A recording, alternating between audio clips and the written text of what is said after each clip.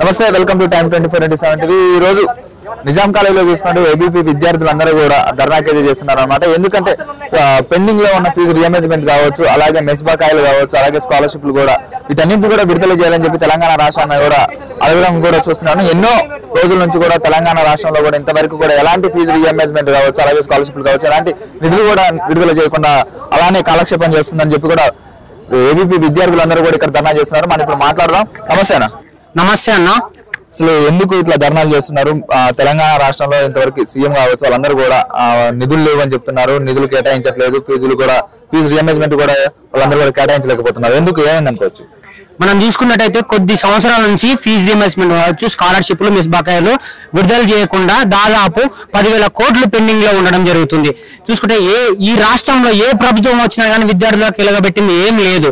చూసుకున్నట్టయితే కొన్ని సంవత్సరాల కిందట ఇది టిఆర్ఎస్ ప్రభుత్వం ఉన్నప్పుడు ఆ ప్రభుత్వం కూడా విద్యార్థులను చిన్న చూపు చూస్తూ మన రాష్ట్ర బడ్జెట్ లో కూడా కొద్ది శాతం కూడా కేటాయించకుండా విద్యార్థులకైతే నానా అవస్థలు పెట్టుకుంటా, విద్యార్థులకు కనీస వసతులు కూడా కల్పించకుండా బడ్జెట్ లో మాత్రం విద్యార్థులకు నానా అవస్థలు పెట్టు వాళ్ళనైతే ఇబ్బందులకు గురి చేస్తారు. నేడు చూసుకున్నట్టయితే కాంగ్రెస్ ప్రభుత్వం వచ్చి మేము విద్యార్థులకి మంచి చేస్తామని విద్యార్థుల మబ్బు పెట్టి ఓట్లు వేయించుకోవడం జరిగింది. గద్దెనెక్కి కూర్చున్నాక విద్యార్థులను పట్టించుకోవడం కాకుండా వాళ్ళ కనీస వసతులైనా నేడు చూసుకున్నట్టే గురుకుల పాఠశాలలకి కనీస వసతులు లేవు, పక్క భవనాలు లేవు. ఏ భవనాలు లేకుండా విద్యార్థులు నానా అవస్థలు పెడుతున్నారు. గురుకులం పేరు పాంచిన నిజాం కాలేజీలోనే దాదాపు 15 కోట్ల స్కాలర్షిప్ పెండింగ్ లో ఉండడం జరుగుతుంది. అది కాకుండా పేరుగాంచిన ఉస్మానియా యూనివర్సిటీలో 85 కోట్ల స్కాలర్షిప్లు పెండింగ్ లో ఉన్నాయి. ఇన్ని వేల కోట్లు పెండింగ్ లో పెడితే విద్యా సంస్థలు నడిచేట్లా? విద్యార్థులకి వాళ్ళ సర్టిఫికేట్లు ఇవ్వాలన్నా కానీ ఇప్పుడు చూసుకున్నట్టయితే యూనివర్సిటీలు కావచ్చు, లేకపోతే ప్రైవేట్ కళాశాలలు కావచ్చు, వాళ్ళు ఇప్పుడు ఫీజులు పేమెంట్ చేస్తేనే సర్టిఫికేట్లు ఇస్తా అంటారు. అంటే విద్యార్థులకు పై చదువులు చదువుకోకుండా విద్యార్థులని తొక్కివేస్తూ ఇప్పుడు మన యూనివర్సిటీలో చదువుకోవచ్చు, లేకపోతే నార్మల్ గవర్నమెంట్ కళాశాలలు చదువుకునే విద్యార్థులు బడుగు బలైన వర్గాల విద్యార్థులు అదే డబ్బులు ఉంటే మేము ఈ యూనివర్సిటీలకి లేకపోతే గవర్నమెంట్ కాలేజీలకి ఎందుకోసం మంచి ప్రైవేట్ యూనివర్సిటీలకు పోతాం. కానీ విద్యార్థులను చిన్న చూపు చూసుకుంటా ఎలాంటి వసతులు కల్పించకుండా విద్యార్థులను నానా అవస్థలు పెడుతుంది కాంగ్రెస్ ప్రభుత్వం చెప్పేది ఒకటే, ఇప్పటికైనా కళ్ళు తెరుచుకొని విద్యార్థులకు రావాల్సిన బకాయిలు, ఫీజు రియంబర్స్మెంట్లు ప్రతి ఒక్కటి విడుదల చేయాలి. లేకపోతే రాష్ట్ర వ్యాప్తంగా ఏబీపీ తరఫు నుంచి ఎన్నో ఉద్యమాలు తీసుకుంటాం.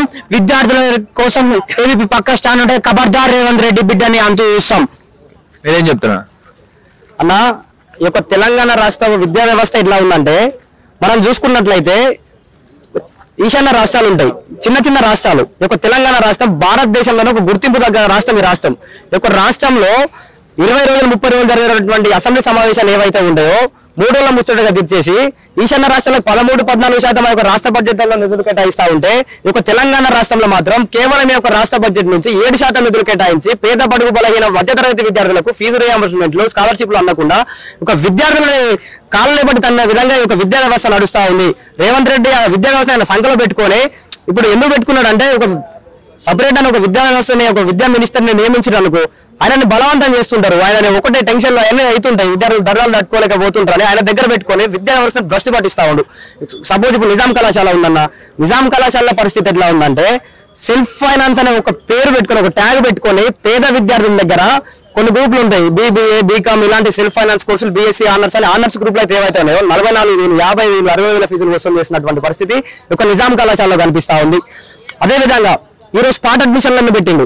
నువ్వు స్కాలర్షిప్ గత 3 ఏళ్ల వాళ్ళకి నువ్వు స్కాలర్షిప్లు రిలీజ్ చేయలేదు, వాళ్ళ సర్టిఫికేట్ స్పాట్ అడ్మిషన్ అని పెట్టి ఆ స్పాట్ అడ్మిషన్లు ఎందుకు పెట్టిండు? వీళ్ళకి విద్యా వ్యవస్థలో ఉన్నటువంటి ప్రొఫెసర్లకు, టీచింగ్ వాళ్ళకి జీతాలు వెళ్ళక నువ్వు స్పాట్ అడ్మిషన్లను పెట్టుకున్నావు. నిజాం కాలేజ్ చరిత్రలో లేదు స్పాట్ అడ్మిషన్ అని. మెరిట్ స్టూడెంట్స్ కి ఇస్తారు, ఇలా డబ్బులు తీసుకుని ఎట్లా అమ్ముకుంటున్నావు సీట్లు? నీ దగ్గర పైసలు లేవు, పైసలు ఉన్నా కూడా నువ్వు విద్యా వ్యవస్థకి ఇస్తలేవు. విద్యా వ్యవస్థకు నువ్వు స్కాలర్షిప్లు ఇచ్చి, విద్యా వ్యవస్థకు ఫీజు రియంబర్స్మెంట్ ఇచ్చి విద్యను ఎదగనిస్తే మీరు రాజకీయ పరంగా ఎదురు తిరుగుతారు విద్యార్థులు.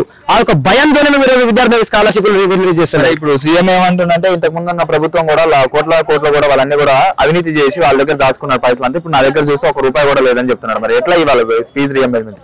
ఒక్క విషయం అన్నా, ఈయన ఎన్నికల ప్రచారంలో ఏం చెప్పిండు? మేనిఫెస్టో నిరుద్యోగులకి వచ్చిన గత ఫస్ట్ సంవత్సరంలో 2 లక్షల ఉద్యోగాలు విడుదల చేస్తామన్నాడు, చేయలేదు.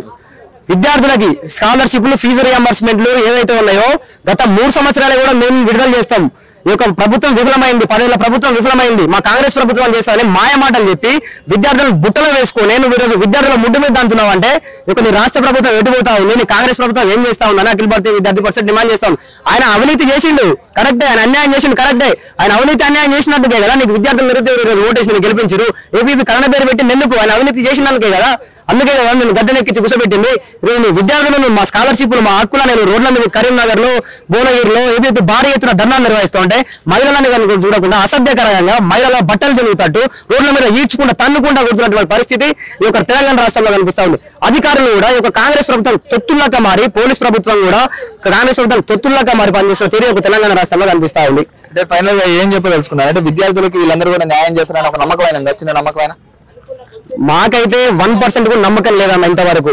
కాకపోతే ఈ రోజు నుంచి ఒక సెప్టెంబర్ 5 నుంచి ఇంజనీరింగ్ కళాశాలలు కావచ్చు, కొన్ని డిగ్రీ కళాశాలలు కావచ్చు కూడా ఫీజు రియంబర్స్మెంట్ స్కాలర్షిప్ల పైన వస్తలేవు, కాలేజీలు నడపలేకపోతున్నాం అనే ఉద్దేశంతోనే ఈ స్కాలర్షిప్ లో పోతే మమ్మల్ని బట్టి విక్రమార్క గారు కావచ్చు, ఇంకోరు కావచ్చు 30%, 40% మాకు వచ్చే స్కాలర్షిప్ నుంచి కమిషన్లు అడుగుతున్నాం అనేసి మేము కాలేజీలో నడపలేకపోతున్నాం, వేతనాలు ఇవ్వలేకపోతున్నాం, వాళ్ళ పిల్లలు రోడ్డు మీద పడుతున్నాం, వాళ్ళ ఫ్యామిలీస్ రోడ్డు మీద పడుతున్నాయి అనేసి కాలేజీలు బంద్ చేయడం జరుగుతుంది. దీని మీద ఏమైనా ప్రభుత్వం స్పందిస్తేనేమో ఓకే, స్పందించబోతే మాత్రం అఖిల భారతీయ విద్యార్థి పరిషత్ ఆధ్వర్యంలో రాష్ట్ర వ్యాప్తంగా మొన్న వేలాది మందితో చేస్తాం, ఇప్పుడు వేలాది మంది కాదు లక్షలాది మంది మారుమూల గ్రామాల్లో ఉన్నటువంటి విద్యార్థులను కూడా ఎక్కడికక్కడ నీ అధికారులు ఎక్కడ నీ ఎమ్మెల్యేలు కావచ్చు, నీ ఎంపీలు కావచ్చు, నీ మంత్రులు కావచ్చు, నువ్వు కావచ్చు ఎక్కడ తిరగకుండా నీ క్యాంప్ ఆఫీసులు కావచ్చు, నీ యొక్క సెక్రటరీ కావచ్చు ముట్టడించడానికి ఏబీ వెనుకబోదు. విద్యార్థులకు యొక్క సమస్య ఉన్నా కూడా ఏబీవీపీ విన్నంటూ ఉండి విద్యార్థుల సమస్యల పరిష్కారం వరకు ఏబీవీ పోరాటం అంటే విద్యార్థులందరికీ కూడా న్యాయం జరిగే వరకు పోరాడతా అని చెప్తున్నారు. అసలు న్యాయం జరిగిద్దని ప్రభుత్వంలో న్యాయం జరిగిద్దని మీకు నమ్మకం ఉందా అని అడుగుతున్నాను. అదే చెప్తున్నాను, ఇంతవరకు అయితే ఆయనకి ఇచ్చినటువంటి టైం పీరియడ్ లో 20 నెలలు కంప్లీట్ అయింది, ఆయన హనీమూన్ పీరియడ్ అనేది కంప్లీట్ అయిపోయినప్పటికీ ఇంతవరకు విద్యార్థుల పక్షాన నిలబడి కనీసం ఒక 1% కూడా విద్యార్థులకు చేసింది ఒరిగింది ఏం లేదు. ఇప్పటి వరకు కూడా ఆయన ప్రభుత్వం వచ్చినటువంటి ఒక 10 నెలలు టైం ఇచ్చి మేము ధర్నాలు రాష్ట్రాలు గత 10 నెలల నుంచి ఏబీవీపీ కొనసాగిస్తున్నాం. సంవత్సరం టైం ఇచ్చినాము, గత 8 నెలల నుంచి ఏబీవీపీ ఈ స్కాలర్షిప్ల పైన ఫీజు రియంబర్స్మెంట్ల పైన ధర్నాలు రాష్ట్రాలు నిరసన కమర్షియాలు ఇవన్నీ చేస్తానే ఉంది. అయినప్పటికీ నీ దగ్గర నుంచి రెస్పాన్స్ లేదు. మొన్న బట్టి విక్రమార్క నిజాం కళాశాలకు వచ్చిండు చిన్న ప్రోగ్రామ్ మీద వచ్చి ఉంటే అదే ఏబీవీపీ కార్యకర్తలు అయ్యా మాకు స్కాలర్షిప్లు ఇవ్వండి, అయ్యా మా విద్యార్థులకు బోర్ పెట్టండి, అయ్యా మా లేడీస్ హాస్టల్ ఇవ్వండి అని ఆయన కాలం మీద వాడు ప్రాధాన్యపడితే ఆయన ఆ రోజు ఏమన్నాడు, ఇదే వారం రోజులలో వస్తా నేను నిజాం కళాశాలకి వస్తా, ఇదే 10,000 మందితో నిజాం కళాశాల పెద్ద బహిరంగ సభ పెడతా, నేను నిజాం కళాశాలకు కాదు తెలంగాణ రాష్ట్ర వ్యాప్తంగా ఉన్నటువంటి అన్ని కళాశాలకు అంతో కొంత స్కాలర్షిప్లు విడుదల చేస్తానే ఒక మాయమాటలు చెప్పి ఇక్కడ నుంచి తప్పించుకొని వెళ్ళిపోయాడు ఆ రోజు. కానీ ఆయన ఇక్కడి నుంచి వెళ్ళి ఇప్పటికి 2 నెలలు దాటి 3 నెలలు కూడా గడువస్తుంది, రెస్పాన్స్ ఏం లేదు. కనీసం ఈ డేట్ నాడు చేస్తాం, ఒక 2 నెలలు లాగండి 3 నెలలు లాగండి అప్పటి వరకు ఏదో ఒకటి చేసి విద్యా వ్యవస్థ నడిపోయినటువంటి పరిస్థితి కూడా లేదు. ఇక నిజాం కళాశాల చూసుకుంటే ఒక మొన్న టీచర్లకి జీతాలు లేక 4-5 టీచర్లు తీసేసినటువంటి పరిస్థితి ఒక నిజాం కళాశాల కనిపిస్తా ఉంది. ఒక సైబాబాద్ కళాశాల 3 తీసేసినటువంటి పరిస్థితి ఒక సైబాబాద్ కళాశాలలో కనిపిస్తా ఉంది. ఈ విధంగా తెలంగాణ చూసుకుంటే ఏమనిపిస్తుంది మరి మీకు? అంటే విద్యార్థులందరూ కూడా చదువుకోవడానికి వస్తున్నారు, ఇది ఒక గవర్నమెంట్ కాలేజ్, ఇంతవరకు కూడా ఎప్పుడు స్పాట్ అడ్మిషన్స్ అనేది పెట్టలేదు, ఒక మెరిట్ స్టూడెంట్స్ కూడా ఇక్కడ సీట్ రావడం కూడా చూస్తున్నాను. చాలా మంది విద్యార్థులు కూడా ఇక్కడ నుంచి చదువుకొని వెళ్ళి నాయకులు అయిన పెద్ద జాబ్లు కూడా చేశారు. అంటే దాన్ని చూసుకొని ఏం చెప్పుకోవచ్చు మనం ఇప్పుడు దీని గురించి? ఒకటన్నా నిజాం కళాశాలకు అనేవండి, ఇంకోటి సైఫాబాద్ కళాశాల అనేవండి, ఏవేవైతే కాన్స్టెంట్ కాలేజీలు ఉస్మాన్ యూనివర్సిటీ సబ్బాడిగా ఉన్నటువంటి కళాశాలలు ఏవైతే ఉన్నాయో ఈ యొక్క ప్రఖ్యాతించినటువంటి కళాశాలలు గొప్ప పేరున్నటువంటి కళాశాలని పేద విద్యార్థులు ఎక్కడి నుంచో అక్షరాస్యత లేనటువంటి మహబూబ్ నగర్ నుంచి, నల్గొండ నుంచి, మహబూబ్ నగర్ నుంచి, కర్నూలు నుంచి, అక్కడి నుంచి ఇక్కడ నుంచి ఇతర రాష్ట్రాల నుంచి వస్తుంటారు. వస్తున్న విద్యార్థులకు నువ్వు ఏ విధంగా రెస్పాన్స్ అవుతున్నావు? వాడు ఆ గేట్ లో అడుగు పెట్టమంటే వాళ్ళ ఫీజులో దాడి, నువ్వు 60,000 కట్టాలి, నువ్వు 70,000 కట్టాలి, నీకు హాస్టల్ ఉండదు, నీ స్కాలర్షిప్ రాదని నువ్వు ముందే చెప్పేస్తా ఉన్నావు.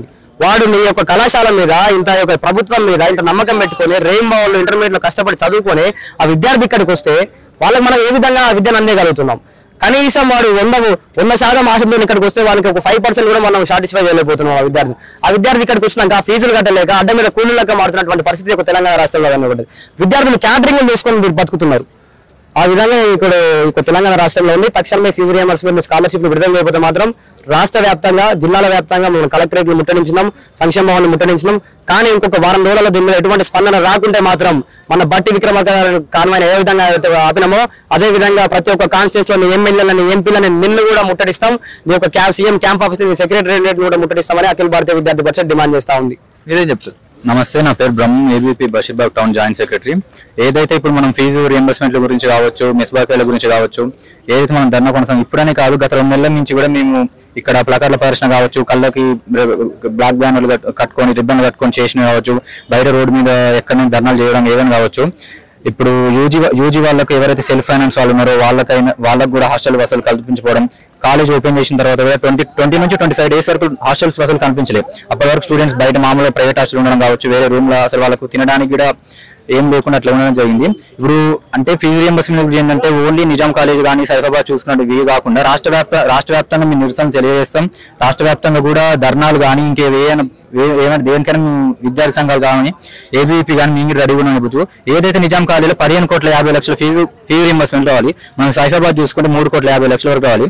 మేము ఎన్ని ధర్నాలు చేసినా, మేము సెమినార్ కోసం బట్టి విక్రమార్క గారు ఇక్కడికి వచ్చినప్పుడు మేము బట్టి విక్రమార్క కాన్వాయ్ని అడ్డగించి ఇట్లా ఇది మా పరిస్థితి, మేము భిక్షాటన ఆడుకుంటున్నాం, మా మనీ మాకు ఇవ్వడానికి కానీ కావచ్చు, మా రియంబర్స్మెంట్ మాకు ఇవ్వడానికి కావచ్చు అని మేము బతిని ఆడుకున్నా కూడా 10 రోజుల తర్వాత 10 రోజుల తర్వాత మీకు ఈ ప్రాబ్లమ్స్ మొత్తం తీరిపోతే మేము చేస్తామని చెప్పి కూడా ఇప్పటి వరకు దాని మీద ఏ ప్రస్తుతం లేదు. గతంలో ఎప్పుడైతే ఏ కళాశాల గ్రౌండ్ లో కథన పేరు నిర్వహించి గతంలో ఉన్న బీఆర్ఎస్ ప్రభుత్వాన్ని ఎట్లయినా గద్దె దించి కాంగ్రెస్ రావాలి, మార్పు రావాలన్న పేరుతోటి స్టూడెంట్స్ ఎవరైతే జాబ్ల కోసం కావచ్చు, విద్యాల ఇంకా డెవలప్మెంట్ ఉంటుంది ఇంకా కావచ్చు అన్నట్టు కొత్త ప్రభుత్వం తెచ్చుకున్నారు. 10 సంవత్సరాలు పాత ప్రభుత్వం పాత పాలన అయిపోయింది. ఇప్పుడు కొత్త ప్రభుత్వం తీసుకొచ్చినాం. ఇది ఇట్లనే జరిగి రియంబర్స్మెంట్లు ఇంకా విద్యకి ఏం వసతులు కలిపిపోతే రాబోయే నెలల్లో ఈ ప్రభుత్వానికి గద్దెదించుతామని మనం చేస్తాం. అంటే ఈ ప్రభుత్వంలో విద్యార్థులందరూ కూడా న్యాయం జరుగుతుందా లేకపోతే న్యాయం జరగట్లేదు అనే దానిపై ఏం చెప్తారు మీరు?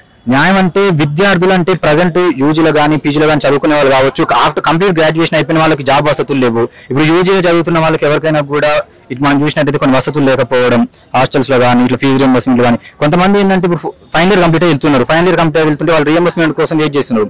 కానీ లాస్ట్కి వచ్చరికి వాళ్ళు కనీసం వాళ్ళకి వచ్చి అయ్యో మేము వేరే పీజీ చేసుకోవాలి, ఇప్పుడు వేరే పీజీ చేసుకుంటారు. పీజీ చేసుకున్న వాళ్ళు కనీసం మా మెమోలు మాకు ఇవ్వనంటే కదా మీరు పూర్తి సర్టిఫికేట్లు కూడా ఇవ్వట్లేదు. సర్టిఫికేట్లు కూడా ఇవ్వట్లేదు. సర్టిఫికేట్ కానీ కాలేజ్ సంబంధించి ఏ సర్టిఫికేట్ కానీ మెమోలు కానీ ఏవి ఇవ్వకుండా మీరు మీ ఫీజు మొత్తం చెల్లిస్తే కానీ వాళ్ళు ఏమనుకుంటారు, ఇప్పుడు ఫస్ట్ ఇయర్ ఎవరైనా అడ్మిషన్లు ఎవరైనా నిజాం కాలేజ్ కానీ ఏ కాలేజ్ కానీ మెరిట్ దోస్తులు వస్తారు అంటే వాళ్ళు మెరిట్ ఉన్న స్టూడెంట్స్ అయ్యిందో వస్తారు, వాళ్ళు మంచి చదువుతూనే ఉంటారు.